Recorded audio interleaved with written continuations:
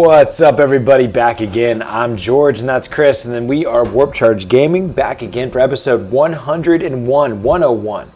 My God. Yeah, dude, I guess it kind of blew me off. We talk about it every time I say the number of the episode. I'm always kind of in shock and got to talk about it immediately. But episode 52 caught me by surprise because apparently that's a year, obviously, 52 weeks in a year. We're about to get to the second year in a row of episodes, dude. That's pretty cool. Yeah, that is cool. I like milestones, Chris. I live for them. Yeah, they're good. So what we do on this show is we talk about 40K and other tabletop miniature war games, mainly Games Workshop. I've dabbled quite a bit over the last year into Infinity by Corvus Belli. And I do enjoy that. And that has become, once again, a part of my weekly ritual. For the last 2 weeks, Mondays are now the day I go play some Infinity with my buddy Brad, the local Warcry. Talked a little bit last week about how Corvus Belli has a sanctioned tournament organizer as a company, and that's called a Warcry. Many other game systems do that as well. I think they call it a Sarge for the historical games, particularly... what's the one with the tanks that everybody plays? Axis? No, it's miniature tanks. Why am I not thinking of the name right now? They played every Friday at Battlegrounds, and Hagen plays as well. Oh, it's the Germans and the Soviets. Yeah, I can't think of what it is either, but I feel really totally escaping my mind right now. But they have a Sarge, and that's their Flames of War. Yeah, that's one of them. I don't think that's the name of this particular though. This the game system that is pretty neat though, and it's a game system that other games utilize too, and it's where you, for however how many units you have, say tanks, Flames of War. That's one of them, but that's not the one I'm thinking about. Bolt action. Thank you, Matt. There we go. Yes, bolt action. There's a large community of bolt action actually here in Richmond, particularly at Battlegrounds, and their Sarge does a great job. John Perkins is his name, and so it's nice to work, being a part of Battlegrounds. I like your shirt, Chris, by the way. Battlegrounds, if you guys don't know. See, I always wonder who's seeing us for the first time or how much we're just the local news for all our bros out there and homies. They're like, I know Battlegrounds, George. But for the person who has not seen the show before, it's the best gaming store on earth, and it's here in Midlothian, Virginia, where kind of the home base is out of. Currently, things are going on in the studio, and we've been kind of on hiatus from actual physical models on camera and been doing a lot of tabletop simulator. Yeah, sad. But we have, even Tabletop Simulator has been the topic of many of the last few episodes, and many of the streams that you can see on the channels as of recent are from that environment. But you can have great games in there. You can have the essence of a good 40K game. It goes down. And we've got to enjoy playing, you got to play Paul Seal from Wet, Wild, and Warpy, and I got to play Paul the other day. That was a lot of fun. Mm-hmm. I was terrified seeing him on the table, dude, especially after I know he took you down. You weren't able, he outshot you down, right? I mean, he took, to give details in the game, he took first turn and managed to, hugely cripple my army before I had a chance to do anything. Yeah. And I mean, Was this the Zone Thrope army? No, this was a Steeler slingshot army. So no Zone Thropes like that. Correct. He managed to kill the Swarm Lord before I even had my turn, even though I was completely out of line of sight. Damn. Yeah, because and for our friends at home, I wish I had, go check out the Bat Rep, but what he had that was the scary offense. It was very easy to look at his army and be able to tell where the offense was. But yet he had so much shit that could be in the way, right? So what we're going to talk about, let's start with talking about this, okay? So Chris and I both fought our buddy Paul, and it was a great time, and Paul's a great opponent. And when you look at his army, it's an Astra Militarum list with a spice of Custodes. He had... the Emperor's Wrath tank detachment. Yeah. He's got a lot of indirect fire tanks, not limited to 2 Manticores. But I believe he does the maximum payload tank ace on both of them. That's right. Yeah, it's double. He takes the Castellan, a Custode Castellan guy, because it just gives him 2 free command points as his warlord. And by not taking a warlord trait, I think he's able to get that other 3 damage Manticore going down. So he's got 2 double damage 3 damage Manticores that get, and I think that they have one-shot missiles, but they're 2d6 shots. So each turn, for 4 turns, he's shooting 2d6 missile shots at you that do flat 3 damage. And then he has 3 basilisks. Normally those things only hit on 4s, but because he has 3 basilisks, they have a stratagem where for 1 CP, if something you shot has caused a wound successfully, you get +1 to your other tank shooting. So, yes. For example, in my game with the Swarmlord, I had the Malandrip aura making the Swarmlord being hit on 5s instead of 4s, but he just canceled that out because he just kept peppering me with indirect fire until he had a wound connect. Yeah, and that's why I started off like, hey, did you have zone thropes? Because that was one of the difference makers, was that it was a way Paul notoriously, and he was laughing that he doesn't roll good in general, nor does he roll any better inside a TTS kind of thing. And, he had a lot of variability shots. And due to me having invuln saves, like packed to the grills with invulns, it made his shots really just decimate down to nothing. And, that's one thing that's different with, say, your zone thrope list. Granted, you got invulns on Gene Stealers and whatnot, and sometimes that can be surprising. 5-up invulns, as a demon player, I'm familiar. Sometimes they stick around more than they're supposed to. But, man, when somebody rolls poor on variable shooting and you have invulns and roll hot on it, their turn can be very uneventful, right? Yeah. And I got lucky in that he got first against me and killed next to nothing on the first turn. And what was crazy, and so I actually reached out to Chris, and it's funny, we laugh because there's a lot of TTS tournaments going on, and because in virtual environment, people's games are spaced out and not all happening at the same time, there's a lot more of like talking to your opponents and be like, what's it like, what's he got, what's his tricks, and I reached out to Chris and was like, Coach, what should we do here, what secondaries did I choose and whatnot, and this was playing with a new Space Wolf list that after playing you and a bunch, and then particularly Connor, it got me thinking about this element, and you had suggested it, is that Connor's now was playing this Tyranid list. This is all on the channel. Everything we're talking about, guys, are bat reps that you can watch that kind of show you what we're talking about here. But I played Connor recently as well, and he was playing a list that Nick Nadavati apparently had constructed. That's a nice Tyranid list. It's loaded with CP and options. Slingshotting Swarmlord, right? We'll break down the list a little bit, Chris. So it is 40 Gene Stealers. Sorry, I think it's actually technically 38 Gene Stealers because I think they're 19-man squads. Yeah. But it's got some Hormagaunts, which he uses for sappers here and there. So recently for Tyranids, the classic Kraken build has been doing very well. I think that's been for a combination of reasons, largely tied to the new ITC format. The speed on the list is definitely significant. So, Swarmlord Slingshot is definitely hot right now. And Kraken build, for friends that might not be familiar, it's Tyranids, that's to be able to fall back and charge. And so it does multiple things. And First off, 3d6 advance. 3d6 advance, picking the highest. Yep. It also opens up a stratagem that for 1 CP lets you double in advance. And then additionally it lets you fall back and charge. So it gives a lot of all of the Tyranid hive fleets. Even before we got Blood and Ball and all that, it was considered to always be basically like the powerhouse. Yeah, I mean, that's a lot of goodies right there. Okay. And besides that, he's also running, it's Forces of the Hive Mind, not explicitly Tyranids. It uses a mixed cult detachment, and it's mixed for a reason, because the troops don't really matter so much. They're Brood Brothers, they're just like 10-man, kind of like guardsmen kind of guys. They don't get any kind of benefits from your chapter tactics anyway, so there's no big loss there. The Patriarch also never gets any benefit from your chapter tactics because the Patriarch just don't get that.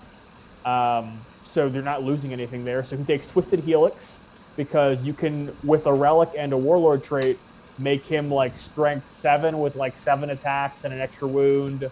And he already innately rerolls wounds. He's pretty monstrous. Like, yeah, that guy was beefed up. Yeah, so that was the interesting thing when Connor and I played, is that he had these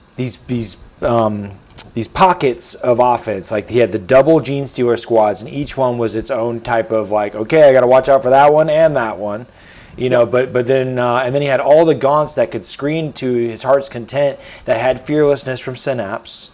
So he'd block everything out, board control, and OBSEC score with all the troops of the gaunts, and then he would have as his, I'm going to hurl these up the board and like remove your screens and cause a bunch of trouble with this double Gene Stealer blob, while then also having this element of a plus having psychic, you know, buffs and some about 5 or so mortal wound outputs that I could do, 5 or 6 powers, you know, smites and psychic shriek and things like that. And then beyond having like mortal and the psychic plus buffs, having board controls, OBSEC, screen, and then having the threat and speed of double Gene Stealer blobs, he also had this element of a nice shooting platform, which is the 6-man max squad of Hive Guard, right? He was running a Kronos patrol detachment. Okay. So what it is, of course, you know, patrol detachment. I think it was taking like maybe 10 gaunts. It's just bodies for helping screening. It's not a big squad. It's the smallest troop unit in the list. But 6-man Hive Guard, which one of the best unit shooting things in the army. It's one of the few things that they have access to is strength 8. Yeah. Good range, and it's one of the few things that has access to the shoot twice stratagem because it is infantry only, which came up in your game. Well, yeah, dude. What I absolutely love defensively now versus the Hive Guard is Hive Guard were terrifying versus Wolfen before, but now because they were 2 to wound, Wolfen are toughness 4, strength 8 on the Hive Guard. Now I can drop transhuman physiology and make them only wound on 4s. That is so powerful to basically behave like your toughness 8 Wolfen. It's awesome. It's awesome. Absolutely. It makes Wolfen get delivered so much better now. Yeah, and additionally, he had the Exocrine, which I mentioned came up in your game because there was a misplay on a stratagem where the shoot twice stratagem, single-minded annihilation, got used on the Exocrine, which is not an eligible target for the stratagem. Would be awesome if you could shoot 4 times. Definitely, probably too good. That was what was putting the pain out in our game, yeah, because that definitely gave him an edge. I'm glad that the game was as amazing as it was and as close as it was for him getting to shoot twice that Exocrine so many times. Because he was removing with that, you know, and it was funny because of how swingy things can be. Is the Exocrine a 4-up to hit in shooting? So this is the thing. The Exocrine is 4-up to hit in shooting, but it has a rule built in where if it doesn't move, it gets +1. Right. And additionally, if it doesn't move, it can shoot twice. Yeah. And what's cool about that rule is the Chronos specific power is Symbiostorm, which gives you exploding 6s to hit. Basically what happens is it makes your 5s explode with Symbiostorm if you don't move. Yeah. Which is gross. I mean, I was actually talking to Heretic Hornet, one of our longtime viewers. He shot the Exocrine twice in one of his games recently and scored 18 hits with Symbiostorm. Oof. He only has 12 shots, so you know, like he rolled half of his shots being 5+. Savagery, just complete savagery. Yeah, that's a kind of you know, after the Flawless Host and you know like Chaos with the Flawless Host was the first time I experienced it to the most, but those like Necrons have been used to it for a while with their type of shooting with the exploding hits, but it sure is like you have to have a different like because a lot of times like you know I know you like to do a lot of the rolling statistically in your mind quickly. I like to this is where I have to like I learn a lot through defeat or just by reps where like I get a lot of feel and instinct for whether like a fight feels good or not. Like I count how many, like I feel like, okay, that's a sizable handful of dice. That feels good. You know, like how good is my AP to your defense? Okay, you're a 4-up invul, you're a 5-up, whatever. Those are like the things that I gauge my feelings on. And you have to kind of retrain your mind through reps about what it feels like to have exploding attacks. And now with the Savage Fury for the Space Wolves, we're on turn 3, my 6s explode, and then particularly the new strat of Hunter, like Hunter Unleashed or something like that for 1 CP, 4-ups explode for characters. That makes Bjorn and Murderfang like just fucking delicious, dude. Bjorn, he used to only have 5 attacks, right? And then Shaka Soul gave him 6, but now with 4-ups exploding and then 6s exploding on top of that, he's getting in like 12 hits and shit with fucking rerollable to wound True Claw, like damage strength 12 d6 damage. It's like mad stuff is going throughout these character dreads, you know. We got Larry watching. Oh, cool. Tech. I was seeing him being right on point with the. He's like 3+ if he doesn't move, like right as you're saying it, and I was like, he knows his stuff. Nice. Of course, it's Larry Oliver. Yeah. If you guys go check out a talk show way back when, I'm losing track of the numbers, dude. We got to know the Larry Oliver. February so that was probably early March, so that had to be episode like 94, 5? Something like, yeah, there you go. Yeah. It was a good time, and so was the fucking major, man. And it was funny, dude. We were playing. Who was I fighting? I think I was fighting Connor, I was fighting Paul, and Tumby tuned in. No. Yeah, and it's funny because we have a buddy that we had met through the Warp Charge Discord and just playing Tabletop Simulator from New Zealand, and it's especially cool because he actually flew out and hung out with me here in the States, and a couple times. So Tubby had jumped on and was checking out the game, and I was like, I referred to something when we were playing like, oh, I'm training, and he's like, what are you training for, bruh? And I was like, to win as much as possible, obviously. I thought that was funny. Every time you make a mistake, it's a training opportunity. What are you training for? Well, to beat the person you play the next time, obviously. Yeah, that's right, Chris. That's what I'm talking about. I see your comments.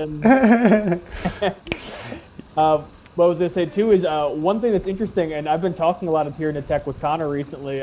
He's loving the Gene Stealer Cult detachment in his list because of a lot of the new ITC scoring potential, because of the repositioning with Postman or even Born for Greatness on the Patriarch. All solid things you can do. But, like, you've seen the Patriarch, like, with the Biomorph adaptation and other things that he can take, the Warlord trait and the Relic, he can be strength 7 with 7 attacks and an extra wound. You can, with a psychic power that is not cult specific, give him +1 attack and strength, making him 8. And the Twisted Helix specific power is actually, and this is from the Greater Good book, also a +1 to wound. So you can actually, with that Patriarch, go up against Knights and wound them on 3. Yeah, that's nutty. Yeah, so that was the fun, wild part about our game, is that we had the big interlock of like Thunderwolf Cav and Wolfen and whatnot fighting against, like, removing as many screens as possible as desperately fast as I can so that I could get to the juicy behinds. And just by the order of how things played out, he was able to basically get the first strike with his Tyranid characters versus all of my Space Wolf characters. So it was like the Swarm Lord and like that badass Brood Lord Patriarch guys you're talking about, all mixed in with fucking Bjorn and Murderfang and Ragnar, and they all just collided and just all died together. But the sweetest thing, dude, was that Bjorn, like, he was he had chosen for the ITC the Born for Greatness, right? So turn 1, he moves out and grabs an objective outside of his domain, and then he gets charged by all that madness and he heroics in for another point, and then fucking he had killed a non-character unit, so I got 2 Born for Greatness points. And so here Bjorn is collided with all these characters. He gets to swing first, takes Bjorn out, but then Bjorn blows up on the way out and then kills that fucking Patriarch that only had like 3 wounds left with the explosion. And that got me another Born for Greatness point for killing the character. It was hilarious. It felt great. This is only semi-related and kind of a spoiler to a Games Workshop article from today, but they've been doing these character kind of brackets where they like artificially have these characters fight each other in a vacuum. Kind of like, like almost like fantasy sports, like, hey, there's a bracket with 8 people and let's see who's last man standing. I got really salty because like they put up Gulliman versus the Swarm Lord, and Gulliman kills the Swarm Lord, and the Swarm Lord explodes and kills Gulliman, but then Gulliman got back up with his armor. Oh! I was like, man. But yeah, that's pretty cool little interaction, though. That'd be an awesome situation to see on the table for sure. For just to keep the, James, our usual cohort, isn't able to jump on right now, so just keep the motion going because this is a topic that we're both well engaged on. I got some pictures loaded up of the new Space Wolf rendition of my army that I've made, and it was inspired by the list that we just talked about, from kind of that the Nick Nanavati style, or just like in general, we all can conceptualize when list building that you have blocks of roles of what your army does. We were talking about how in that NID list there was the block of the the gaunts and whatnot that are board control, objective secured, bodies that have fearlessness. They have all these things that they can do. The Gene Stealers had all this maneuverability, different secondaries that are able to be applied to them, a redundancy of a double threat. The Swarm Lord and the combo that's involved with that.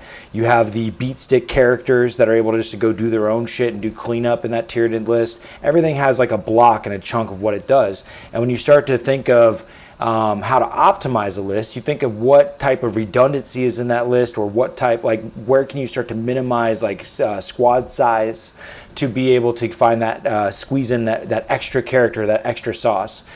And what I took from that, even though he beat me illegally by double shooting his Exocrine, it still made me see the power of, I was frustrated that I could not reach those guys, right? And that's the Space Wolf list I've been running, it didn't have any guns. And I enjoy that, but I got frustrated. It was doing fine until that moment where I was like, well, fuck, I couldn't get to those guns in time. Had they not been double shooting me, I would have had enough guys on the board, I would have killed those guns. It would have been a different story. Yeah, fuck guns. But he, so I wanted to add those guns, and I'm gonna pull this image up now. Let's see. So that's the up close. Let me show you this one first. This is funny. So the cool thing about Tabletop Simulator, you can look at all three. You can look at like of several different lists all at once. I personally, when list designing, I love to see it in person. I like to lay it out on a display board and kind of see what its footprint is, and just see how intimidating the force is, and it just helps me envision like the power of it. The list on the left was the very first Space Wolf I ran, and what I ran multiple times versus Chris. I think we did 4 games with that, and that's a double battalion, just straight up. And this is where, when we're talking about flux points and trying to fit a role for everything in your army, this is an evolution of what I did over the course of time. And the one in the middle is the new one. The one on the right, you can see where I reduced 6 Thunderwolf Cav and I added more Wolfen. I went from 9 Wolfen to 16 Wolfen, or 15 Wolfen, a unit of 10 and a unit of 5. But particularly added Bjorn. After playing in the very first list where there was only 1 Dreadnought and just playing around with Murderfang, I saw how potent characters are in Space Wolves now. They gave some amazing strats and abilities to our characters. Not only, we got a 6-inch Heroic Intervene naturally anyways, that's already badass. We got Armor of Rust, and there's just a lot of, we fight when we die for 2 CP. There's the exploding 4+ attacks is super gnarly. So I had to get Bjorn in there. And as much as I almost took Ragnar out, I totally can't do that. I think Ragnar is a Billy badass. There was a lot of, we talk about roles. A big thing in my Space Wolf concept is having to think about my Thunderwolf Cav's value versus the Wolfen's value. In the sake of being able to travel through walls, particularly, being able to move through ruins is a big deal, and if somebody can totally just not interact with me because they're hiding inside of a ruin, that's something I have to think about. So anyways, to stop rapping about all 3 at once, here is the new list, right? And here we go. And basically, for Chris's partial suggestion there, he said, what about our Relic Leviathan? And one of the things that's going on that we don't have FAQ'd like every other Dreadnought Space Marine right now is that we have Duty Eternal that reduces all damage by half. For other armies like Iron Hands and stuff, that's been FAQ'd to be reduced damage by 1. Currently, those Space Wolves can still reduce damage by half. So 1, that's even just reducing it by 1 is still solid. But now that Relic Leviathan can take shots and knock it down big time. So scary shooting is not as scary for sure. And one sick ability strat that goes with a Relic Leviathan is Keen Senses the Space Wolves have, where for on 1 CP you can shoot as if unmodified, so no negatives to hit. So I can move with this heavy weapon and fucking have Malanthrope or something giving me negatives and not care at all. Or like a Possessed Bomb. Yeah.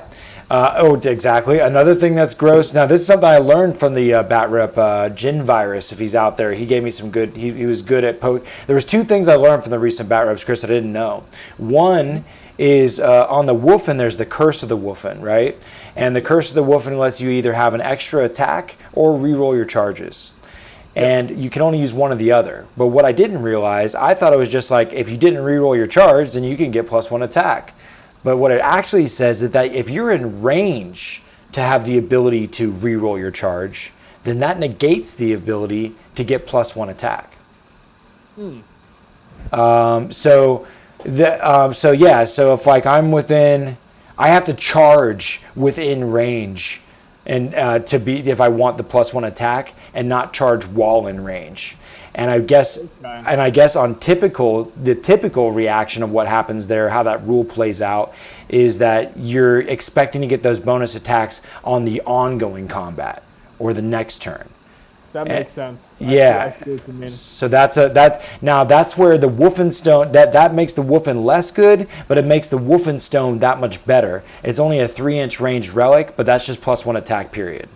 Yeah. Right. Pretty much. So that's all interesting dynamics. And then the other thing is that the thing I did to make my potency of my shooting in this list more powerful, basically this is doing the Gene Stealer list that we just talked about. It's this is my Exocrine and my fucking Hive Guard. What I did was I took 2 Rapier carriers from Forge World to have quad launchers. So that's my doesn't require line of sight mortars. They're not near as good as Hive Guard, but they're a lot cheaper. They're 76 points each, and they're strength 5, 4 wounds apiece on the guns, +2 gunners. They can go sit their ass in the back out of line of sight, 60-inch range instead of just 36. But it's 4d3 shots, strength 5, AP nothing. The thing I love best about it though, Chris, is that it gives me access to deal with those units that are early scoring engineers and sappers. There's so many folks that'll put that objective behind a ruin in a corner that you're not going to be able to access till late game, and they've already scored their secondaries with it. This unit is strictly here to take those units out. And even if you're not using it to take those units out, like I know, for example, one of the first questions I ask my opponent when I have Rippers in my list is, do you have indirect fire? Because if you don't, I'm going to sit there and collect engineers. Simply by having that element in your list, it changes your choices, yeah.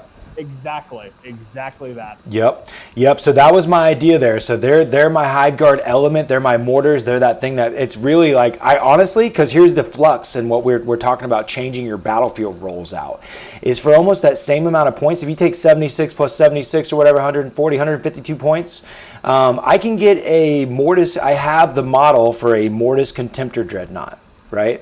So I was like, cool, another Dreadnought. It moves 9 inches, has 12 wounds, it has an invuln, and it's strength 7 or toughness 7 or whatever. But its guns, it's only 12 shots, strength 7, -1 damage. So I can have 12 shots at strength 7 -1, or I can have 8 D3 shots that are 60-inch range that don't need line of sight. And I think it's the fact it's the range, the not requiring line of sight, and not being something that's targetable, that they can't just be like, I'm going to kill that when we point and shoot it, is what makes me feel better. And by saving some points, I was able to squeeze a twin las cannon on Bjorn. So Bjorn throwing a couple of strength 9 -3 fucking D6 damage shots every turn on 2 pluses to hit, 3s if he moves rerolling 1s, I'll take it, you know what I mean? Because that can be the difference maker, especially like Born for Greatness or something, where you're just popping off a big 10 wound or more character. So loving, I got now on my list, I got my twin las cannon, I got my rapier carriers, and this double storm cannon relic Leviathan, which is 20 shots. 2s to hit with keen senses, strength 6 -2 damage. And then the other thing that I learned, and what I paired in here, is that I was taking the Litany of Faith for a 5 of Film of Pain. And the start of the game, if I'm going against a heavy mortal wound output army, then maybe I'll take that instead. But I can get I take a Litany that gives +1 to wound and shooting. But what I learned is that I was overlooking that's only the nearest enemy. Okay, I got you. Still, though, still good. Situationally useful. And the fact that I can keep the Relic Leviathan moves 8 inches naturally, so it's fast. And the other thing I keep realizing that I have not yet in like the 10, 12 games I've played with Space Wolves used the Wolf Priest ability to heal models. I can actually heal the Thunderwolf Cav and the Woofing with them D3 wounds, you know? That's good. Yeah. So, but the interesting thing about all this is that what was able to make this happen, because we talked about the resources, the battlefield roles. The thing that made this work is some of the resource I needed to cut was actually CP, command points. I was being taxed, and I'll bring, those other lists I was showing you guys had the double drop pod, 6 units of Blood Claws. And where that's powerful, the redundancy, like the job gets done with 1 drop pod. Sometimes cool things happen with 2 drop pods. But usually the second drop pod is really just overkill, gets in the way, isn't necessary, is what I found in most of my games, right? And at that point, and because like all the same, whether it's 1 drop pod of guys or 2 drop pods of guys, if they're usually going to go away. Those bodies are going to get out of the way. And I'd rather, for those points, have something that's more like another threat, another problem. The rapier carriers, basically. If like literally it's 180 points for 3 units of Blood Claws. It's 153 for 2 rapier carriers. And the effectiveness of the rapier carriers to literally make you choose different secondaries and literally be a role that denies people secondaries because it's popping off shit that's trying to hide and shit, is way more effective than those 3 Blood Claw units. Additionally, they actually give you the option to kind of sit in your backfield and score objectives, where generally your army is much more like forward heavy. It doesn't want it, because usually I have to take, out of those 6 units of Blood Claws, 2 of them that were always sitting in the back to hold those backfield objectives, because something had to. Yep. And so there's those points doing nothing. It's 60 points for a unit of Blood Claws, 76 points for that fucking rapier carrier that's doing way more work, So by really now, if I don't spend a dime of CP, I almost have just like a couple CP. I just have a couple CP less than I used to have, because I was able to squeeze out a spearhead, a vanguard, and a battalion, right? The rapier carrier and the two rapier carriers and the relic of Leviathan. That's all 3 heavies. Give them 1 HQ. That's a detachment. Woofin, Murderfang, and servitors. Yeah, this is what I was cracking up. This is another thing that I cracked up with this list, Chris, is that I am not a Space Marine kind of guy, right? And the very top of the list, right above the drop pod, is 4 servitors. I thought it was funny digging around and realizing that there's fucking for 20 points you get 4 little models, and that's a unit for Space Marines. And they just take nothing. They're just these little like dwarvy looking servitor guys, and you get to fill out the detachment slot. I'm like, do they not have enough? Like, when you pull up in Tabletop Simulator the entire Necron Codex worth of models, it's this small little footprint, dude. Yeah. If you put out on Tabletop Simulator WYSIWYG what you can bring for Space Marines, it will dwarf apocalyptically what is in the Necron Codex. Oh, absolutely. I mean, They just don't have as much flex, even in terms of weapons and whatnot. Like, just the configurations. There's a lot more. Sure, just make a brigade. Oh, you need to fill out an elite slot for 20 points. Get you a free CP. There you go. Take these guys that do nothing and mean nothing and have really no substance in this game at all. Like, what's cool about them other than that? What's up, Bobby? What's interesting, that I just thought of this, is instead of having like the servitors, kind of like, again, this unit of do nothing whatever stupidness like I'm describing, in Age of Sigmar, they have the ability to buy command points. You just pay points for command points. That's interesting. Yeah, you basically just start at quote unquote a point handicap to get the command points. Yeah, you kind of do that with just the tax of detachments and whatnot, but still, that is kind of a way just for me not to be annoyed with. Sometimes you want to build the army you want, but you don't like. You know how we're screwed with 3 detachments, right? Yeah. So that'd be a nice way to be able to buy what you want and not get screwed by the detachment thing. I mean, I can tell you up front, so many of the lists I'm rocking right now, I mean, a lot of them have a lot of the same elements. Specifically being, I've reduced my shooting footprint a little bit. I still have Hive Guard almost on my list. And shoot twice is expensive. It's 2 CP. And then fight twice for like Gene Stealers is 3 CP. So, these are obviously like the 2 best tricks I have. That means that if I were to do both of those in a single turn, that's half my CP. Yeah. It's costly. Those CP are definitely important for your cheat code, for your little extra spice. And yeah, I can definitely see the value in stacking points for that, especially because some armies don't build attachments as easily. I mean, not everyone has. I was looking for Tyranids. The cheapest I could build a brigade, if I literally took the cheapest of everything, was like 663 points. Yeah. Well, you can only really do that once. I was starting to get surprised because I did make in one of my iterations a brigade for the Space Wolves, and I was like, wow, I could have that many CP. But the answer was really that I wanted the fucking Relic of Leviathan, I wanted the +1 to wound litany, and I wanted the double rapier carriers, right? Like I was like, that's how much shooting I need. Okay, but I don't want to lose any Wolfen, and I don't want to lose any Thunderwolf Cavs.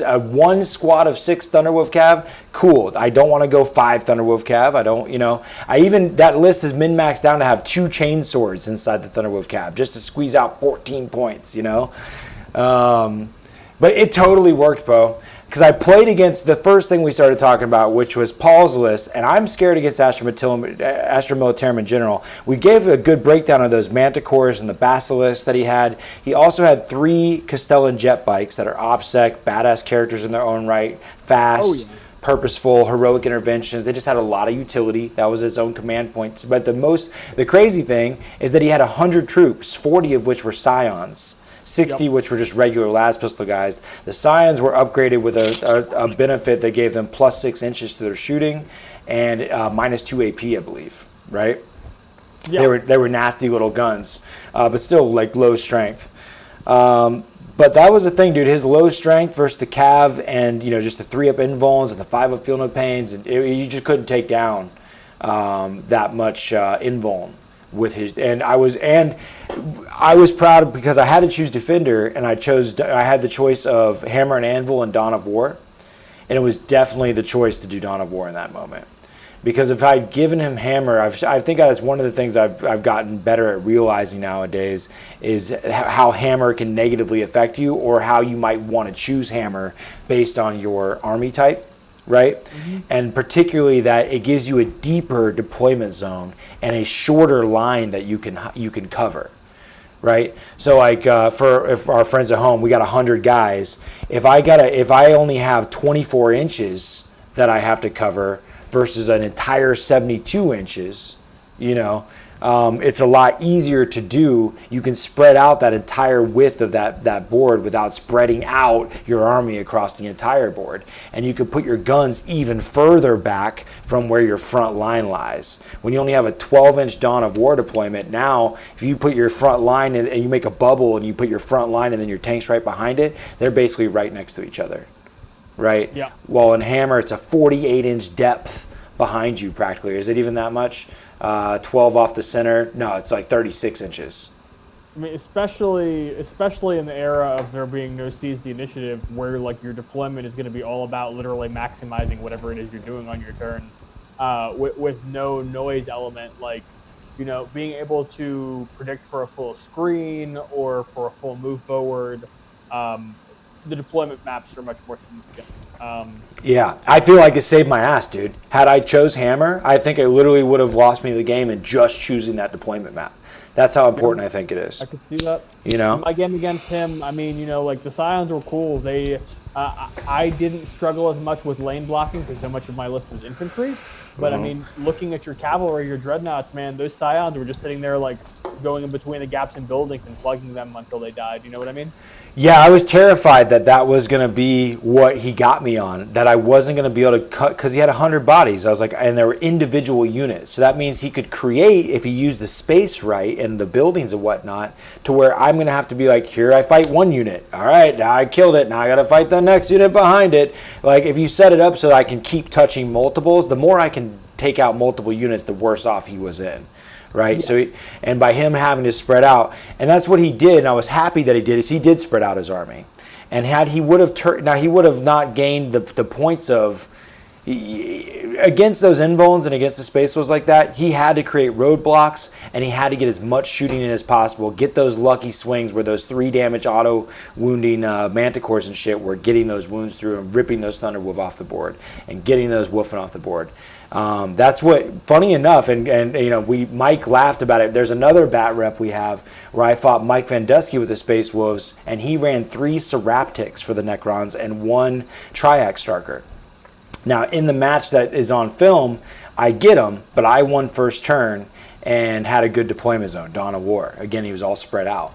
But in an off-cam game, he beat the Space Wolf list that's been doing great against everybody with that same thing, and it was all by just continuing to back up, going first, you know, and getting that extra turn of shooting and whittling things off the board. And I struggle with, I usually don't bring guns. So if you don't bring guns, it's really hard to back up and whittle somebody. You're almost forced to run into their face, right? Yeah. And I think that's a downfall, and that's what I'm seeing, like with the competitive style list of that Navati list, or like just that element of like you can have a combat list, but you still have to have like a strong shooting platform, because there's elements of otherwise you're going to not be able to interact with players that anticipate that kind of thing, and they're just going to score all over you, you know? Glad to have you roll. Nice. But, yeah, cool. I definitely agree with you on that, man. I've been in a weird place because I feel like with the current meta with shooting specifically, I mean, Hiveguard is still awesome, but I haven't had my shooting connect as regularly or accomplish things as regularly because, I mean, granted, I haven't been playing a ton of variants in my opponents, but so many things that I'm fighting lately, it's like, okay, like I've played against Sisters, they ignore AP 1 and 2 in certain builds, so like Hiveguard are ineffective. Or like I'm playing against a bunch of 3-up invulns, shooting is not going to be super effective in a lot of cases unless I have more firepower. Mm-hmm. Or you know, like the chaos possessed style bombs, like it's pushed me further and further away from what had been us. I mean, you can recall early 8th edition, so many of my lists were like, hey, let's bring a bunch of shooty bugs.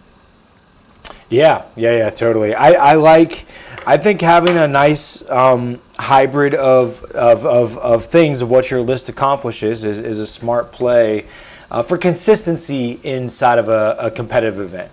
And like you can, you know, there's totally a luck element of like if you play in a more hammer rock scissors style play where you're like, I'm gonna hope that I bring the hammer and everybody else brings the fucking scissors today, kind of thing, you know.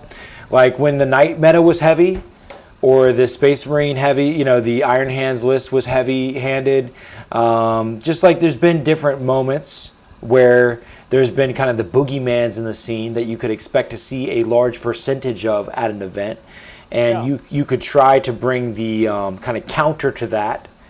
But then funny enough, usually when you do that, you end up not even like playing against that shit, right? Because that stuff will do well enough and like you'll like not get paired up against it. And you're like, oh, well, that... But if you look at, you know, there's a reason why where I talk a lot of shit, and many people do, about how 40K is a narrative game, more beer and chips. There's a reason why certain players continue to be the top players year after year at these events, right? Sean Naden and Nick Nadavati, and you know, hell, even there's a lot of Austin Wingfield, Juice, those guys like really, where your region is, you know, like for sure. There's some top names, right? Well, what you'll consistently see is that they can win despite whatever army they're playing, right? Not always even the flavor of the month. They'll be consistently up in the top of the ranks, and a lot of times, besides their vast knowledge of just the overall knowing thy opponent and knowing the missions.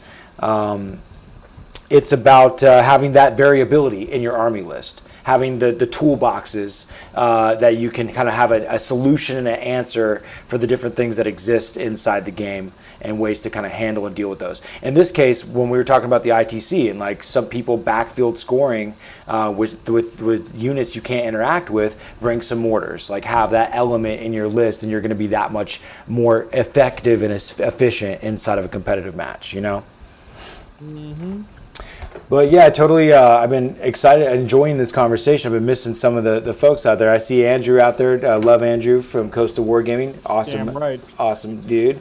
And then old Bobby Halls from the UK saying what's up. Good to see you, buddy. It's funny. He was checking out the Thousand Suns match, and the Tyranids. Excuse me, the match that we were having. He was like, "Oh, he kept giving me advice or like remembering rules that I should remember." And he was like, "Why am I fucking helping the Space Wolves? I'm a Thousand Sun player." It's cracking me up. And then I saw Rawl out there jumping in. He's like, "What's up? First time checking out the live stream." See, people do tune in for the first time, Chris. Yeah, Rawl. Normally we do have a third host, but unfortunately he's not with us today. Yeah. But that's okay. Yeah, episode 101. So 104, we're going to be at 2 years, dude. Once again, we got to do some things. Basically, though, we do this every week at 9 o'clock Eastern Standard Time. And generally speaking, we've only missed a few out of the last few years. I've missed more than you and James, for sure. I've probably missed like a dozen episodes, if I'm honest. Still, that's a lot. That's very few out of 100-some episodes. Yeah. And it's good to have you. But we talk tabletop wargaming, and I played some Infinity this past week. We talk about all kinds of shit: Kill Team, Warcry, Age of Sigmar, and generally just kind of explore all that shit together and enjoy just talking tactics and tournament scene. We Warp Church Gaming throw a lot of events. Overall, I have been trying to work on my Space Wolves rush with impulsors. What is your opinion?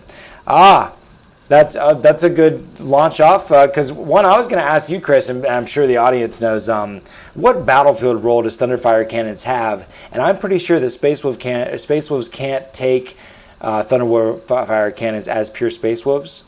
And I've been seeing some tournament lists. My buddy Bobby Soto shared me a list of Space Wolves that had 3 impulsors and had had an Imperial Fist attachment that had 3 fucking of those Thunderfire cannons.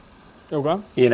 And I think Rapier carried a Thunderfire cannon. I think they're like, being able to like half people's movement and shit against that like Gene Stealer list and shit, it can be devastating. Absolutely. 100% with the tremor shells. I don't think I have access to them as pure. Like I lose my super doctrines and shit. You do, and I don't know how important that is to the Space Wolves, because I feel like so much happens in the first couple turns. Well, one thing though is that it might be Battleforged, and I'm sorry to interrupt you, but the litanies, I think, are also, you get a free litany related to either being Battleforged or being pure Space Wolves. I'd have to double check that. And Battleforged. Yeah, I think it is. Which by having you can only match play with Battleforged army. So. Yes. Sorry to interrupt you. You had a thought there for a moment, but. So actually, you were mentioning the Gene Stealer cult matchup. I didn't touch on this when we were talking about the Nick Nanavati list, but that's why he has a mixed cult detachment. He'll have one Psyker that is Cult of the Four-Armed Emperor, because that unlocks the Vex stratagem for that list, which lets you specifically counter stuff like, you're going to have a movement via stratagem with me. I have to be able to, you mentioned having this toolbox with the list in your list building. Right. Like, that is just one more reason that Nick Nanavati, for example, is, a good player, because there's a contingency plan there, and that's actually a tool that's a little bit of a Swiss Army knife. Granted, you only can use it once in that case specifically. Yeah, I just saw Austin pipe in there. Good to see you out there, buddy. I said wolves are top tier. Mixed wolves are top tier. I saw that you guys, just to shout out, that Team Battle Brothers did another bat rep. I bet that was you and Juice there, Austin. I hope that went well for you. I enjoy that. I don't know, did you catch that, Chris, that Austin and Juice have been able to do it? I didn't catch that yet. It's cool because the one that I wanted to watch. You remember, it might have been April Fool's, and I couldn't tell if GW was kidding or not, but they talked about a way, and they had an article, a full-blown instructional guide on how to play remote 40K, and it basically involves somebody having 2 armies at their house. And fucking Those Once Loyal, Ryan from Those Once Loyal just did that with his buddy too. That's literally what I was about to say. Is he actually did what Games Workshop suggested. Instead of playing tabletop sim, they did the video chat where his friend dropped off his army earlier in the day. Well, when you have the type of synergy though, like Juice and Austin does, or say you and I do, we played 1 million games together. If I had your Tyranid army sitting here with me, I could lay out the right camera setup and we'd be just like TTS, just I'm your mouse, and it's just a little bit, but it was cool because Juice sits there and does all the rolling and stuff. So go check out Team Battle Brothers if you want to see that format, and it's still just like watching. It's a cool to be able to, not only are they accomplishing doing it, but they're also making it something that's streamed and that other people can watch, and it's totally an entertaining bat rep format. So that's pretty cool. But yo, I dislike on the fluffy side of mixing Space Wolves. This is back to Rawls' question, right? So me personally, he asked what my opinion is, and it was funny because my buddy was showing me the 3 impulsors, and it had like the intercessors and the aggressors, and I have not paid attention or give fucks about Centurions and aggressors and Primaris anything. The only thing Primaris I care about is Ragnar. Right? Because like what I got into Space Wolves for was Wolfen and Thunderwolf Cav.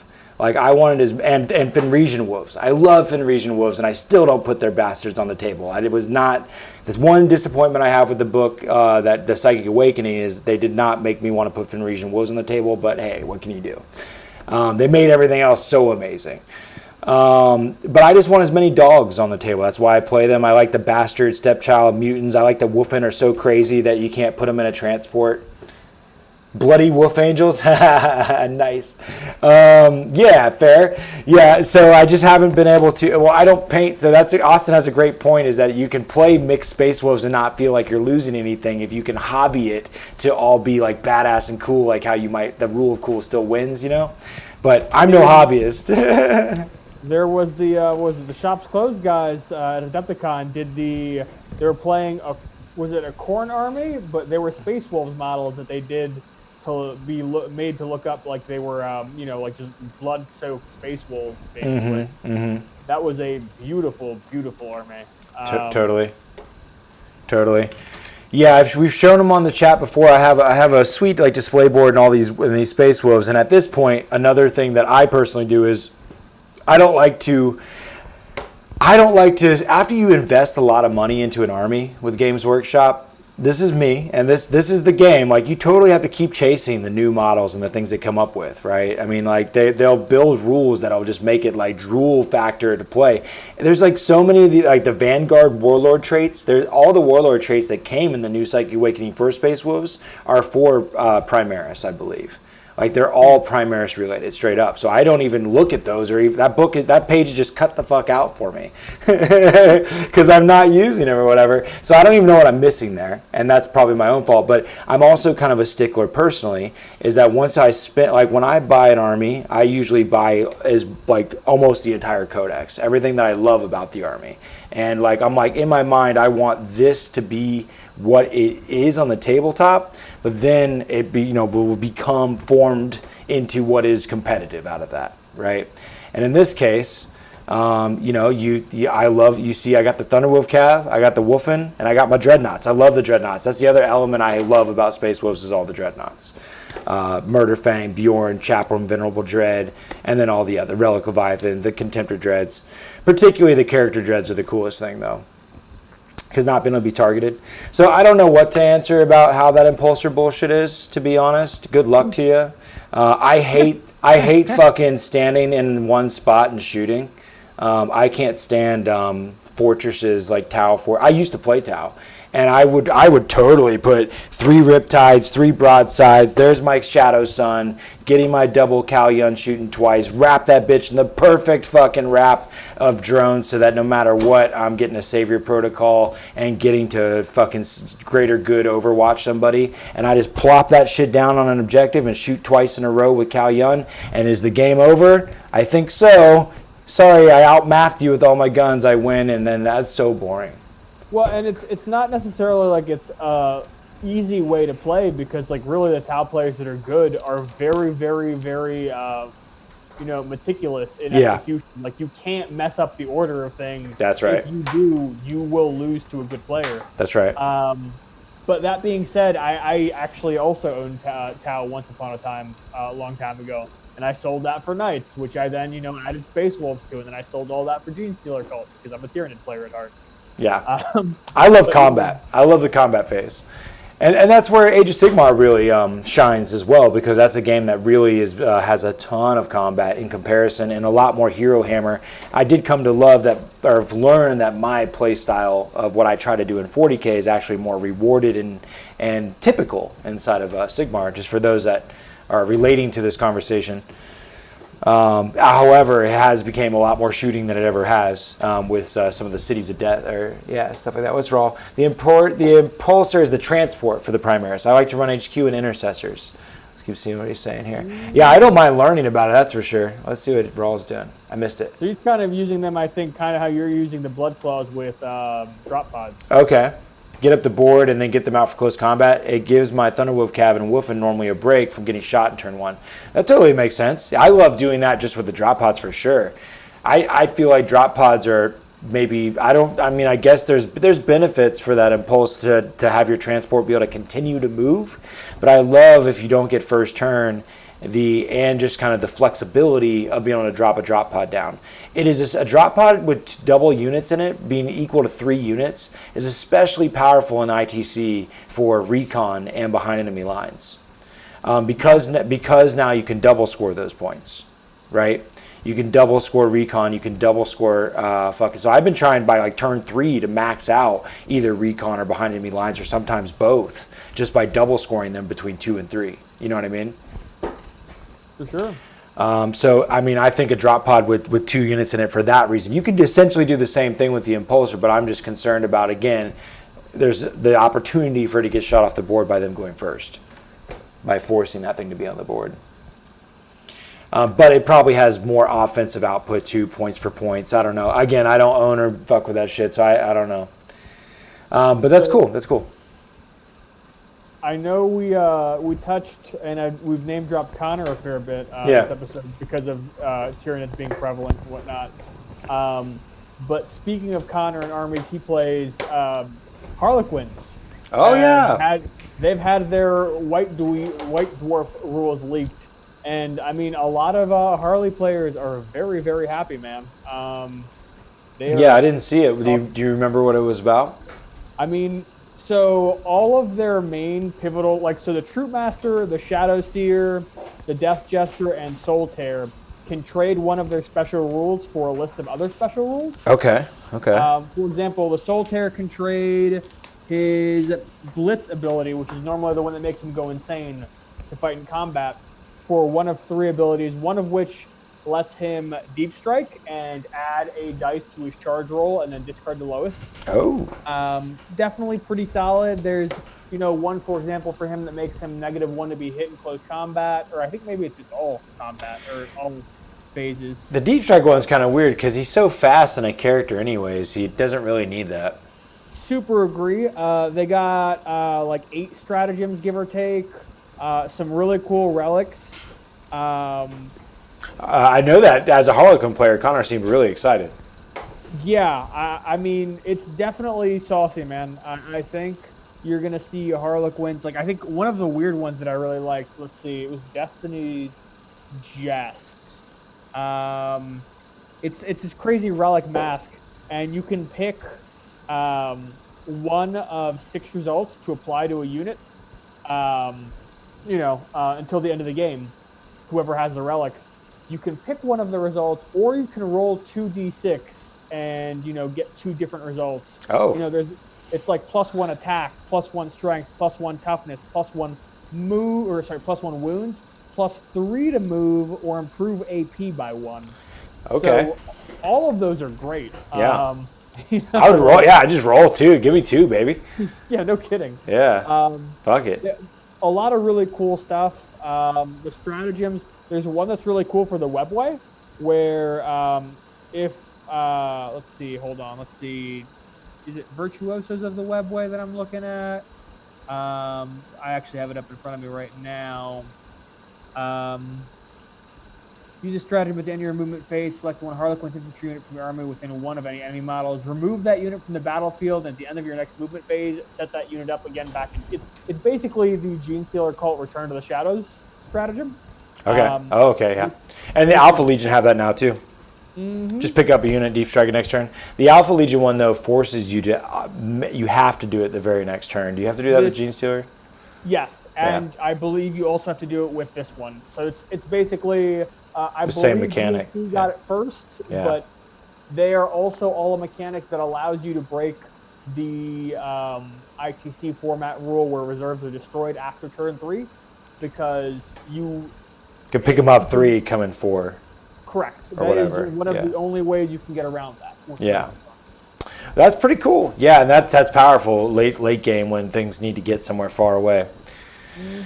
Yeah, very cool, pretty cool. Yeah, I love how, and just as a way to kind of get towards the wrap up here, I love how with the Harlequins they have the names like the Virtuoso and the Rising Crescendo, the music oriented things, and that just reminds me, and just to keep people up to date with. That's what we do on this show, is just kind of go over what we've been doing over the last week or whatever. I've been doing a lot of music stuff, and I'm excited about that. I got this cool image.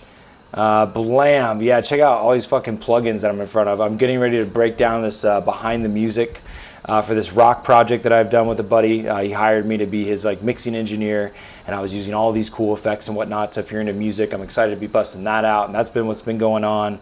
And then, playing Infinities every Monday, and with Brad, the Warcore.